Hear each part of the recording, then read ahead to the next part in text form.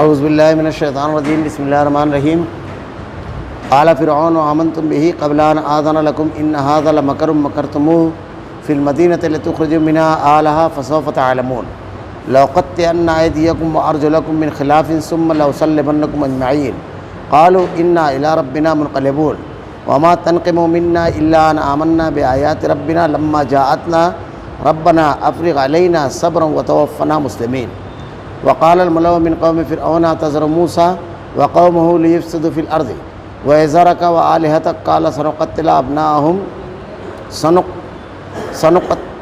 أبناءهم ونستحيي نساءهم وإن فوقهم قاهرون قال موسى لقومه استعينوا بالله واصبروا إن الأرض لله يورثها من يشاء من عباده والعاقبة للمتقين قالوا أوذينا من قبل أن تأتينا ومن بعد ما جئتنا قال عسى ربكم أن يهلك عدوكم ويستخلفكم في الأرض فينظر كيف تعملون۔ فرعون کہنے لگا کہ تم موسیٰ پر ایمان لائے ہو بغیر اس کے کہ میں تم کو اجازت دوں، بے شک یہ ایک سازش تھی جو تم نے اس شہر میں کی تاکہ تم سب اس شہر سے یہاں کے رہنے والوں کو باہر نکال دو، سو اب تم کو حقیقت معلوم ہو جاتی ہے، میں تمہاری ایک طرف کے ہاتھ اور دوسری طرف کے پاؤں کاٹوں گا، پھر تم سب کو سولی پر لٹکا دوں گا۔ انہوں نے جواب دیا ہم مر کر اپنے مالک کے پاس ہی جائیں گے، اور تو نے ہم میں کون سا عیب دیکھا بجز اس کے کہ ہم اپنے رب کے احکام پر ایمان لے آئے۔ جب وہ ہمارے پاس آئے اے ہمارے رب ہمارے اوپر صبر کا فیضان فرما اور ہماری جان حالت اسلام پر نکال۔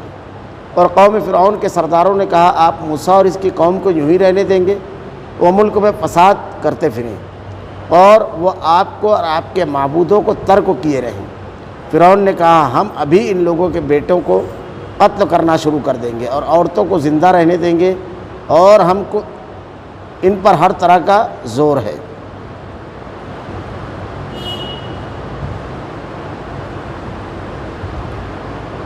موسیٰ نے اپنے قوم سے فرمایا اللہ سے مدد مانگو اور صبر کرو، یہ زمین اللہ کی ہے، اپنے بندوں میں جس کو چاہے وہ مالک بنا دے، اور آخر کامیابی انہی کی ہوتی ہے جو اللہ سے ڈرتے ہیں۔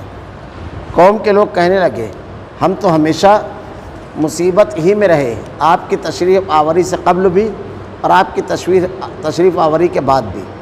موسیٰ نے کہا بہت جلد اللہ تمہارے دشمن کو ہلاک کر دے گا، بجائے ان کہ تم کو اس سرزمین کا خلیفہ بنا دے گا، پھر تمہارا طرز عمل دیکھے گا۔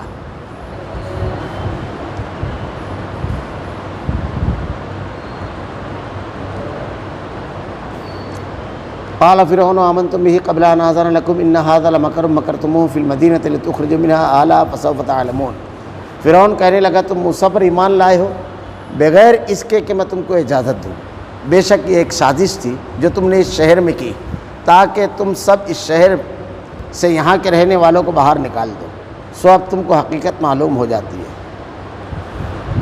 حضرت موسیٰ علیہ السلام اور جادوگروں کا جب مقابلہ ہوا، اور حضرت موسیٰ علیہ السلام نے جادوگروں کے مقابلے میں جب لاٹھی ڈالی اور اس نے جادوگروں کے جادو کو نگل لیا، یہ منظر دیکھ کر کے جادوگروں کے سامنے حقیقت عیاں ہو گئی کہ یہ جادو نہیں ہے بلکہ یہ تو اللہ رب العالمین کی نشانیوں میں سے ایک نشانی ہے، معجزہ، اور انہوں نے اللہ کی ربوبیت کا اقرار کر لیا۔ یہ منظر دیکھ کر کے فرعون ان لوگوں سے کہتا ہے کہ تم موسیٰ پر ایمان لائے بغیر اس کے کہ میں تم کو اجازت دوں۔ اللہ رب العالمین سب کا خالق و مالک ہے، سب کو پیدا کرنے والا ہے، ساری نعمتیں اسی کی ہیں، اس کے احکام کو ماننے کے لیے کسی بندے کی اجازت کی ضرورت ہے؟ سوال ہی نہیں پیدا ہوتا۔ جو نہ ہوا دے سکتا ہے زندہ رہنے کے لیے، نہ پانی دے سکتا ہے، نہ خوراک دے سکتا ہے، نہ اولاد دے سکتا ہے، نہ بیماری سے شفا، نہ کائنات کے کسی ذرے کا مالک ہے، تو کیا اس سے اجازت کی ضرورت پڑے گی؟ یہ اصل میں ذہنی غلامی جو ہوتی ہے یہ بڑی خطرناک چیز ہوتی ہے، اور اسلام نے ہر دور میں ذہنی غلامی سے آدمی کو بچایا ہے۔ کسی کی ذہنی غلامی نہیں، ایک تو ہوتی ہے انسانوں کی غلامی اور ایک ہوتی ہے ذہنی غلامی۔ ذہنی غلامی یہ ہوتی ہے کہ آدمی اپنی فکر اور اپنی سوچ کو گروی رکھ دے، اب اس کو کوئی کہے تو وہ اس کے مطابق چلے، جبکہ اللہ رب العالمین نے انسان کو شعور، ادراک اور علم دے کر بھیجا ہے، اس کو غلام نہیں بنایا ہے ذہنی۔ اللہ رب العالمین نے حکم دیا اس دنیا میں زندگی گزارو میرے احکامات کے مطابق، یعنی مالک کا حکم مانے، اور بندوں کو بندے کے مقام پر رکھیں، خدائی کے مقام پر نہیں، ان کی غلامی میں نہیں لے جانا ہے۔ اسی لیے میں ایک بات جو کہتا ہوں کہ دونوں حیثیت سے اسلام کو اگر دیکھیں، دونوں حیثیت سے، انسانی قانون کی حیثیت سے بھی دیکھیں تو آزادی کی قدر و قیمت اگر کسی قانون اور مذہب نے سمجھی ہے دنیا میں تو وہ صرف اسلام ہے۔ اسی لیے اسلام میں قید کی سزا کا کوئی تصور نہیں ہے۔ انسانی زندگی کا سب سے قیمتی سرمایہ ہے آزادی، جس کی قدر صرف اسلام نے کی۔ صرف وہ تحقیقات کے لیے چند دن کی قید ہے، ورنہ کسی جرموں میں قید کی سزا نہیں ہے۔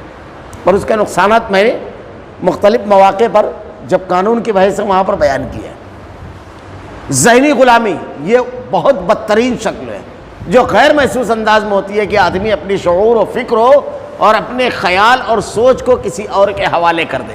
چونکہ وہاں پر ایسے ہی چلتا تھا تو فرعون نے ہمیشہ ان لوگوں کو ذہنی غلام پایا تھا، جو کچھ کہا جاتا تھا وہ کرتے تھے وہ لوگ۔ تو ان سے چونک کر کہتا ہے کہ تم موسیٰ پر ایمان لائے بغیر اس کے کہ میں تم کو اجازت دوں؟ بے شک یہ ایک سازش ہے جو تم نے اس شہر میں کی تاکہ تم سب اس شہر میں یہاں رہنے والوں کو باہر نکال دو۔ اب ایک دوسرا طریقہ، باطل جب اپنی بات کو دلیلوں سے ثابت نہیں کر پاتا ہے تو الزام لگانا شروع کرتا ہے، یہ باطل کا مزاج ہے۔ اور میں نے کئی مرتبہ یہ بات کہی ہے کہ ہر دور میں افراد بدلیں گے، چہرے بدلیں گے، دلائل وہی رہیں گے، دلیلیں ان کی کبھی نہیں بدلے گی۔ تو دیکھیے اس نے کیا کیا، جن جادوگروں کو اس نے بلایا تھا، حضرت موسیٰ علیہ السلام نے تو کسی کو بلایا ہی نہیں تھا، ہرکارے بھیج کر کے، اور ان جادوگروں نے جب اس سے کہا ہم جیت جائیں گے تو کہا میرے مقربین میں سے ہو جاؤ گے۔ اب ان کے بارے میں کیا کہہ رہا ہے، جن کو خود بلایا، کہتا ہے کہ تم لوگوں نے پروگرام بنایا ہے اور یہ تمہارا بڑا ہے، اور تمہارا پروگرام یہ ہے کہ مل کر کے تم ہم کو اس شہر سے نکال دو۔ الزام ڈال دیا، جھوٹا الزام فوراً لگائے گا۔ یہ باطل کی پہچان ہے، اور حق کی پہچان دلیل۔ حضرت موسیٰ علیہ السلام نے ایسا کچھ نہیں کیا، بینات معجزہ جو اللہ رب العالمین نے ان کو عطا کیا تھا وہ پیش کیا، اور اسی معجزے کو دیکھ کر وہ لوگ ایمان لائے۔ یہ فرق ہوتا ہے، حق دلائل دیتا ہے اور باطل مار کوٹ، جھگڑا، بائیکاٹ، دھمکی، جھوٹا الزام، یہ سب باطل کا وتیرہ ہے۔ عربی میں ایک جملہ کہتے ہیں، برتن میں جو ہوتا ہے وہی گرتا ہے۔ ان کے پاس دلیل تو نہیں ہے، دل کو جھنجھوڑ دینے والے اور متاثر کر دینے والے دلیلیں اور احکامات نہیں ہیں، اس لیے وہ یہی سب کرتے ہیں۔ تو اس کے بعد وہ کہتا ہے تم سب، اب تم کو حقیقت معلوم ہو جائے گی۔ اب دھمکی دیکھیے کیسے حقیقت معلوم ہو جائے گی، کیا کرے گا، لَأُقَطِّعَنَّ أَيْدِيَكُمْ وَأَرْجُلَكُمْ مِنْ خِلَافٍ ثُمَّ لَأُصَلِّبَنَّكُمْ أَجْمَعِينَ۔ میں تمہارے ایک طرف سے ہاتھ اور دوسری طرف سے پاؤں کاٹوں گا، پھر تم کو سولی پر لٹکا دوں گا۔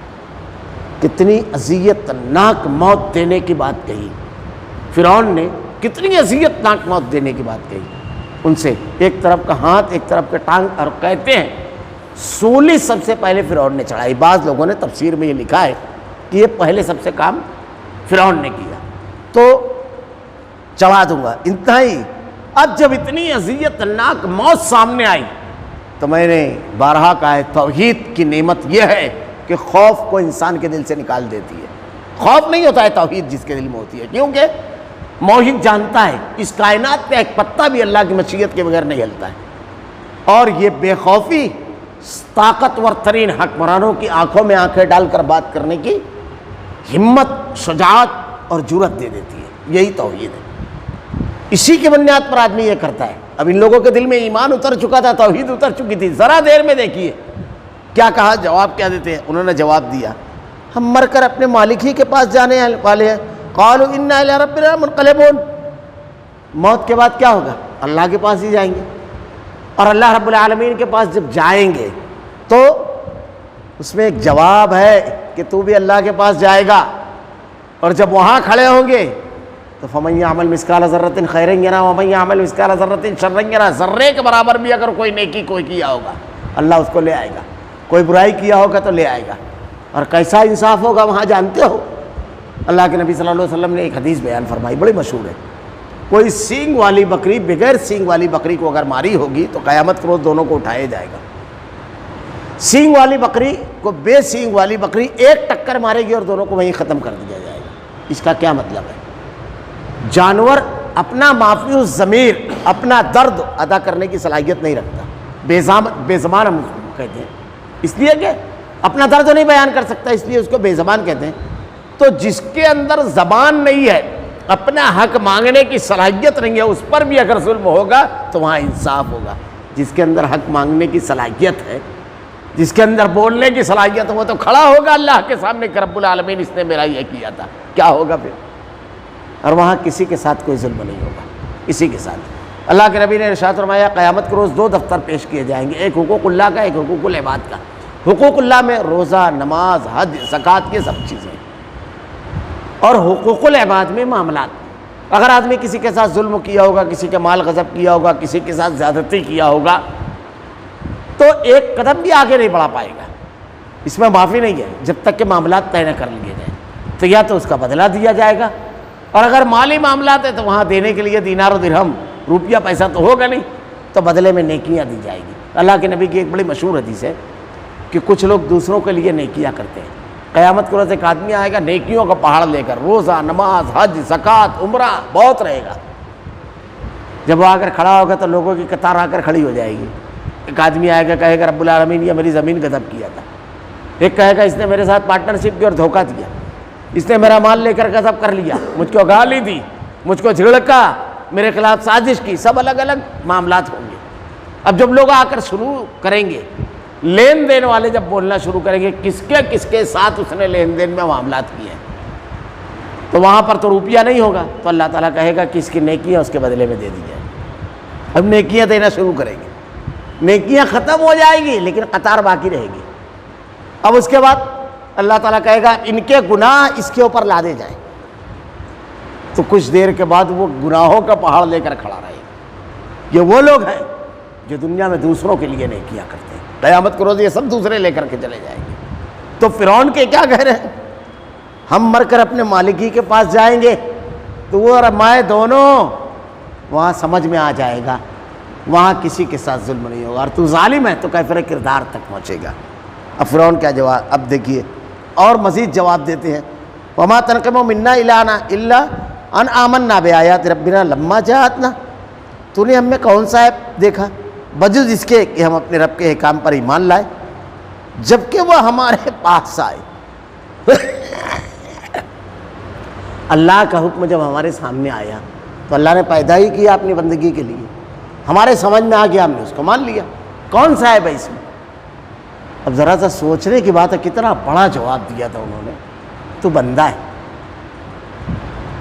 تیرا مانے نہ مانے کیا فرق پڑتا ہے، تجھ کو بھی اللہ ہی کا حکم ماننا ہے، اس کو تجھ کو پیدا کرنے والا وہی ہے، اس کا حکم ماننے سے تو روک رہا ہے، کس کے سامنے رکاوٹ بن رہا ہے؟ سمجھ لینا چاہیے۔ تو کہا اس کے سوا کیا ہے، یہ کوئی عیب نہیں ہے، یہ خوبی ہے، لیکن تجھ کو نہیں سمجھا کہ ہم کو جس نے پیدا کیا، زمین اور آسمان بنایا، ہماری تمام کے تمام ضرورتوں کو جو پورا کرنے والا ہے، اس نے ہم کو حکم دیا دنیا میں ایسے زندگی گزارو، صرف میری عبادت کرو، ہم نے اس بات کو مان لیا، اس کو سمجھایا، کتنی زبردست دلیل دی، لیکن بودھی عقلوں کا تھا، اور مشرک جو ہے وہ بیوقوف ہوتا ہے۔ وَمَن يَرْغَبُ عَن مِّلَّةِ إِبْرَاهِيمَ إِلَّا مَن سَفِهَ نَفْسَهُ، حضرت ابراہیم علیہ السلام کو نہیں ماننے والے بیوقوف ہیں، قرآن نے کہا ہے، تو وہ بیوقوف ہوتا ہے، موٹی عقلوں کا۔ اس کے بعد انہوں نے کیا جملہ کہا، زندگی کی بھیک نہیں مانگی اس سے، نہ، یہ توحید تھی، یہ اتر گئی۔ اللہ کے راستے میں جان دینا سب سے بڑی سعادت ہے، سب سے بڑی کامرانی ہے، سب سے بڑی کامیابی ہے۔ کیا کہا، ربنا افرغ علینا صبرا وتوفنا مسلمین۔ یہ توحید جب دل میں آتی ہے تو یہ ہوتا ہے، کیا اے ہمارے رب ہمارے اوپر صبر کا فیضان کر، صبر دے ہم کو، ثابت قدمی، صبر کا معنی نیکی پر ڈٹے رہنا، اور نیکی کے لیے جو تکلیف آئے اس پر گلہ شکوہ نہیں کرنا، اس نیکی پر قائم رہنا۔ تو کہا ہم کو ثابت قدم رکھ، اور ہماری جان حالت اسلام میں نکال، یعنی ذرا سا بھی ڈگمگاہٹ نہ ہو، ہم پکے مسلم اور مومن رہیں، جب ہم کو وفات آئے تو اللہ سے دعا مانگ رہے ہیں ثابت قدمی کی۔ یہ دیکھیے یہ ایمان کی خوبی اور دولت ہے۔ وقال الملأ من قوم فرعون أتذر موسى وقومه ليفسدوا في الأرض ويذرك وآلهتك قال سنقتل أبناءهم ونستحيي نساءهم وإنا فوقهم قاهرون۔ قوم فرعون کے سرداروں نے کہا کہ آپ موسیٰ اور اس کی قوم کو یوں ہی رہنے دیں گے کہ وہ ملک میں فساد کرتے پھریں؟ یہ ہمیشہ سے رہا ہے۔ اہل حق جب حق کی دعوت دیتے ہیں تو رسم و رواج توڑ دیے جاتے ہیں، لوگوں کے بنائے ہوئے دین ٹوٹ جاتے ہیں، لوگوں کی سرداریاں ختم ہو جاتی ہے، تو فوراً یہ کہا جاتا ہے اچھا امن سے چل رہا تھا، یہ فساد شروع کر دیا۔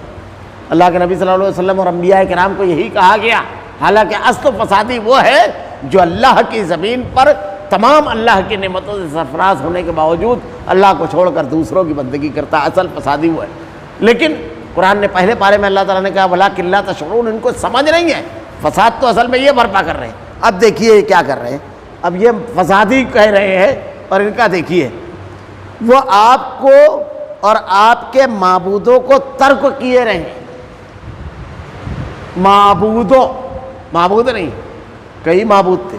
فرعون اپنے آپ کو انا ربکم الاعلیٰ کہتا تھا، میں تمہارا سب سے بڑا رب ہوں، یہ کہتا تھا وہ، اور جہاں کوئی خوبصورت گائے نظر آئی بس اس کی پوجا کرواتا تھا۔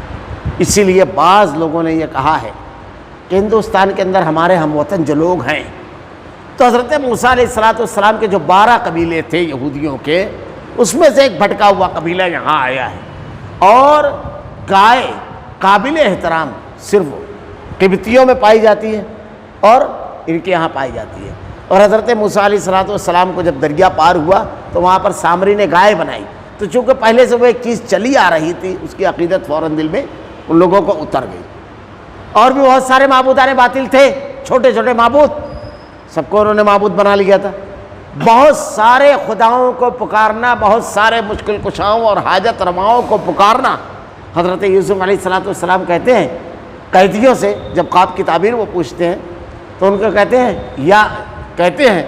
کہ اے میرے بھائیوں، یا صاحب السجن ارباب متفرقون خیر ام اللہ الواحد القہار، بہت سارے معبود، بہت سارے رب، یا ایک واحد قہار، تم خود سوچو، اس کی عبادت کرنا چاہیے۔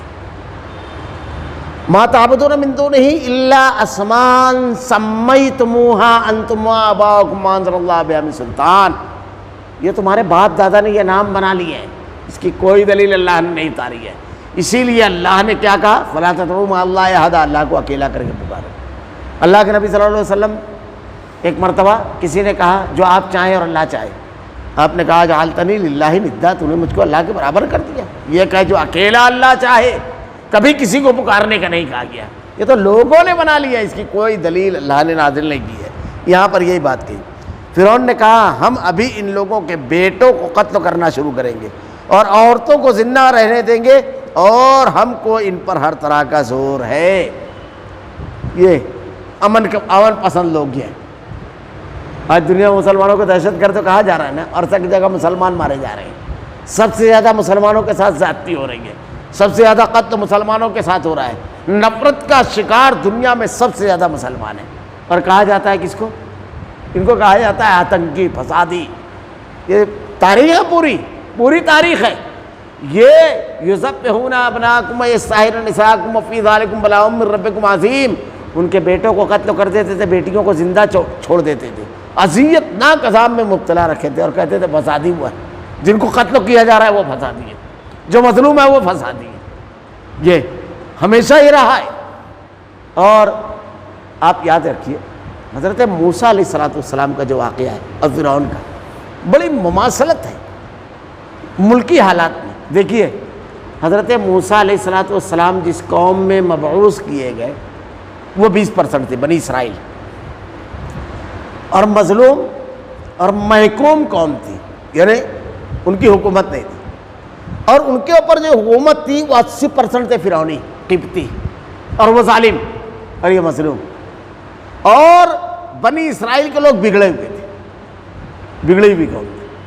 دیکھیے کیا کیا کیا ہے، آگے آئیں گے سب واقعات۔ ذرا دیر میں بت کی پوجا کرنے لگے۔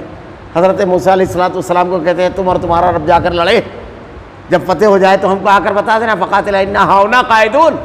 بڑی مماثلت ہے، ان واقعات کو پڑھنا چاہیے، اس میں بڑے اسباق ہیں، بڑے زبردست۔ ہمارے یہاں ہمارے لیے عبرت اور نصیحت کا پہلو، اور ہماری زندگی میں اجتماعی حالات میں اقدام کے اسباق بھی ہیں اس میں۔ تو حضرت موسیٰ علیہ السلام کے سامنے جو لوگ تھے وہ کیا کہتے ہیں؟ قال موسیٰ لقوم استعینوا باللہ واصبروا ان الارض للہ یورثها من یشاء من عبادہ والعاقبۃ للمتقین۔ موسیٰ نے اپنی قوم سے فرمایا اللہ سے مدد مانگو۔ کیا کرنا ہے ایسے حالات میں؟ دیکھیے ظلم ہو، اب اللہ سے مدد کیسے مانگنا ہے؟ اس کی دو طریقے۔ اللہ سے مدد یہ ہے کہ اللہ کے دین پر قائم رہا جائے، اللہ کے دین کو لوگوں تک پہنچانے کی کوشش جاری رکھی جائے، جیسے حضرت موسیٰ علیہ السلام نے رکھا۔ مدد اللہ رب العالمین سے جو مانگنا ہے، ایسا نہیں ہے کہ دین کی دعوت کا کام چھوڑ دیا جائے۔ اللہ کے نبی صلی اللہ علیہ وسلم کے اوپر کتنا ظلم ہوا، صحابہ کرام کے اوپر کتنا ظلم ہوا۔ قرآن کے الفاظ دیکھیے، ام حسبتم ان تدخلوا الجنہ ولما یاتکم مثل الذین خلوا من قبلکم مستهم الباساء والضراء وزلزلوا حتی یقول الرسول۔ کیا تم یہ سمجھتے ہو یوں ہی جنت میں چلے جاؤ گے؟ تم سے پہلے کے جو اہل ایمان تھے ان کو آزمایا گیا، حتیٰ کہ وہ بھموڑ دیے گئے، اور اہل ایمان اور اللہ کے نبی کہنے لگے کہ اللہ کی مدد کب آئے گی؟ متی رسول اللہ الا ان نصر اللہ قریب، اللہ کی مدد قریب ہے۔ تو کب آئے گی؟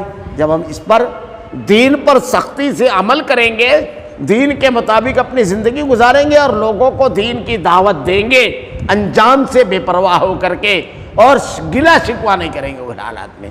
تو ایسی صورت میں کیا ہوگا؟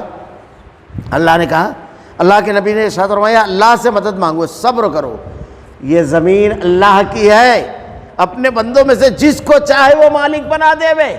آج یہ مالک ہے، کل آپ مالک رہو گے۔ اللہ رب العالمین نے بارہا تاریخ میں ایسا کیا ہے انبیاء کرام سے۔ ان کی قوموں نے کہا ان کو نکال دو اس بستی سے، اللہ تعالیٰ نے دنیا سے نکال دیا ان کو، دنیا سے۔ تو دیکھیے کیا ہوگا، اور آخر کامیابی ان کی ہی ہوتی ہے جو اللہ سے ڈرتے ہیں۔ آخر کامیابی، امتحان آتا ہے، حالات مشکل آتے ہیں، لیکن جو قوم ثابت قدم رہتی ہے، دین پر عمل کرتے رہتی ہے، آخر کامیابی بہرحال اسی قوم کو ملتی ہے۔ قال اوذینا من قبل ان تاتینا ومن بعد ما جئتنا قال عسى ربكم ان يهلك عدوكم ويستخلفكم في الارض فينظر كيف تعملون۔ یہ خبر دے رہے ہیں حضرت موسیٰ علیہ السلام، اور یقینی اور سچی خبر ہے۔ قوم کے لوگ کہنے لگے، اب جب حضرت موسیٰ علیہ السلام نے یہ کہا تو قوم کیا کہتی ہے کہ ہم تو ہمیشہ مصیبت ہی میں رہے، آپ کی تشریف آوری سے قبل، اس سے پہلے لڑکوں کو قتل کرنا، حضرت موسیٰ علیہ السلام کی ولادت سے پہلے۔ اور اس واقعے میں بھی میں کہتا ہوں بہت سبق ہے، ذرا سا غور کیجیے۔ پہلی چیز یہ کہ فرعون نے خواب دیکھا، اس نے جب تعبیر پوچھی کہ ایک آگ بنی اسرائیل کے علاقے سے نکلی اور ہر قبطی کے گھر میں گئی۔ تعبیر بتانے والوں سے جب پوچھا تو انہوں نے بتایا ایک لڑکا پیدا ہوگا جو تیری سلطنت کے خاتمے کا سبب بنے گا۔ فرعون نے خواب دیکھا، وہ سچا تھا۔ حضرت یوسف علیہ السلام کے پاس قیدی جب خواب بتائے، مشرک تھے، ان کو توحید کی دعوت دی، سچا خواب دیکھا۔ بعض لوگ خواب بتا کر کے لوگوں کو مروب کرتے ہیں، خواب کوئی بھی سچا دیکھ سکتا ہے، ایسا کچھ نہیں ہے، تو اس سے مروب نہیں کرنا چاہیے۔ اور ابھی تو ہمارے یہاں ایسا ہے کہ کچھ لوگوں کا معاملہ ذرا سا دینداری غالب ہوتی ہے تو 5ویں دن اللہ کے نبی کو خواب میں دیکھ لیتے ہیں، اور پھر اس کے بعد جب ان سے حلیہ پوچھے تو بڑا عجیب معاملہ ہے، کیسے بال تھے؟ سفید بال۔ اللہ کبھی توفیق دے تو ذرا سا سیرت پڑھ گئی کہ اللہ کے نبی کے کتنے بال سفید ہوئے تھے۔ نورانی چہرہ، نورانی تو رہے گا۔ اللہ کے نبی نے کہا کہ اگر کوئی شخص ایسی چیز بیان کرے، صحیح مسلم کی روایت ہے، جس کو اس کی آنکھ نے نہ دیکھا ہو ایسا خواب، تو قیامت کے روز اس کو 2 جو دی جائے گی اور کہا جائے گا اس میں گانٹھ مار، تو کوئی گانٹھ نہیں مار پائے گا۔ تو خواب دکھا کر کے کوئی مروب کرے اگر، تو کبھی مروب نہیں ہونا۔ خواب کی 3 قسمیں ہیں۔ ایک قسم تو یہ ہے کہ شیطان کی طرف سے ہوتا ہے، برا خواب جب آدمی کو دکھتا ہے تو آنکھ کھل جاتی ہے، اللہ کے نبی نے کہا اعوذ باللہ پڑھ گیا اور کروٹ بدل کر سو جائیے۔ ایک ہوتا ہے خیالات پریشان، دن بھر ہم کچھ سوچتے ہیں، غور کرتے ہیں، تو وہ لا شعور سے ہوتا ہوا تحت شعور تک چلا جاتا ہے، خواب کی شکل میں نظر آتا ہے۔ ایک قسم یہ ہے کہ آنے والے واقعات کی خبر ہوتی ہے، اللہ رب العالمین جس کو تعبیر کا علم دیتا ہے وہ بتاتا ہے۔ ہمارے یہاں تو لوگ اندازہ بیان کرتے ہیں۔ خیر، تو یہ بیان کرنے ہیں کہ آپ کی تشریف آوری سے قبل ہو، پہلے بھی یہی معاملہ تھا اور آپ کی تشریف آوری کے بعد بھی مسلسل آزمائش ہے۔ موسیٰ علیہ السلام نے فرمایا تم بہت جلد ہو، بہت جلد اللہ تمہارے دشمن کو ہلاک کر دے گا۔ کتنی بڑی خبر دے رہے ہیں، کوئی ذریعہ نہیں ہے، کوئی فوج نہیں ہے، کچھ نہیں ہے، لیکن دین پر ڈٹے رہنا اور دین کی دعوت جاری رکھنا، اللہ رب العالمین کی طرف سے خوشخبری دی جا رہی ہے، اور بجائے ان کے تم کو اس سرزمین پر خلیفہ بنا دے گا، یہ سچی خبر دی جا رہی ہے۔ پھر تمہارا طرز عمل دیکھے گا، اس کے بعد اللہ تعالیٰ دیکھے گا تم کتنے دین پر عمل کرنے والے ہو، کتنے دیندار ہو۔ تو اللہ رب العالمین نے اس واقعے میں بہت ساری چیزیں بیان فرمائی۔ ایک تو یہ کہ دلیلیں آنے کے بعد اس کو قبول کر لینا چاہیے، اور قبول کرنے کے بعد جب توحید آدمی کے دل میں آ جاتی ہے تو خوف ختم ہو جاتا ہے، اور ہر قسم کی مشکلات کا اللہ رب العالمین کی رضا اور خوشنودی کے لیے خوش دلی سے استقبال کرنا چاہیے، ہر قسم کی تکلیف کا۔ اور کسی بڑی سے بڑی رکاوٹ، بڑی سے بڑی شخصیت اگر رکاوٹ ڈالے تو اس کو خاطر میں نہیں لانا چاہیے۔ وقت کا بادشاہ رکاوٹ ڈال رہا ہے لیکن حق ماننے سے یہ لوگ رکے نہیں، اور اگر دین پر عمل رہے گا، ثابت قدمی رہے گی، دین لوگوں تک پہنچانے کی کوشش رہے گی، تو اللہ رب العالمین کا سچا وعدہ ہے کہ اللہ تعالیٰ حالات بدلے گا۔ جو حاکم تھے وہ محکوم ہوں گے، جو مظلوم ہیں قوت و اختیار اور طاقت اللہ رب العالمین ان کے ہاتھ میں دے دے گا۔ اللہ کے نبی کی سیرت میں یہ واقعہ موجود ہے کہ آپ مکہ سے اس حالت میں نکلے کہ تلواریں لے کر کے آپ کے دروازے پر لوگ بیٹھے ہوئے تھے، اللہ نے بحفاظت مدینہ پہنچایا۔ صحابہ اکرام بدن کے کپڑوں پر ہجرت کی لیکن اسلام کو نہیں چھوڑا، دین کو نہیں چھوڑا۔ چند سالوں میں ایک گھر چھوڑا تھا، چند سالوں میں اللہ رب العالمین نے دنیا کی دو بڑی حکومتیں کیسر و کسریٰ کو اہل ایمان کے ٹھوکروں میں ڈال دیا، فاتح ہو گئے۔ رب العالمین کا یہ سچا وعدہ ہے، ہم بھی ایسے حالات میں اس اسوے اور نمونے کو اور ان تعلیمات کو اپنائیں۔ اللہ رب العالمین سے دعا ہے کہ رب العالمین ہر حالت میں صبر کرنے، ثابت قدم رہنے، تیرے احکامات پر عمل کرنے اور اسے ماننے کی توفیق دے رب العالمین۔ بڑی سے بڑی شخصیات اور بڑی سے بڑی قوت دی، اگر رکاوٹ بنے رب العالمین تو اس رکاوٹ کو نہ ماننے والا، اس کے سامنے نہ جھکنے والا بنا رب العالمین۔ الہ العالمین وہی دعا مانگتے ہیں کہ اللہ ہمیں اس حالت میں موت دینا رب العالمین کہ ہم مسلمان ہوں۔ الہ العالمین ہمارا خاتمہ ایمان پر فرما۔ ربنا لا تزغ قلوبنا بعد إذ هديتنا وهب لنا من لدنك رحمة إنك أنت الوهاب۔ سبحانك اللهم وبحمدك أشهد أن لا إله إلا أنت أستغفرك۔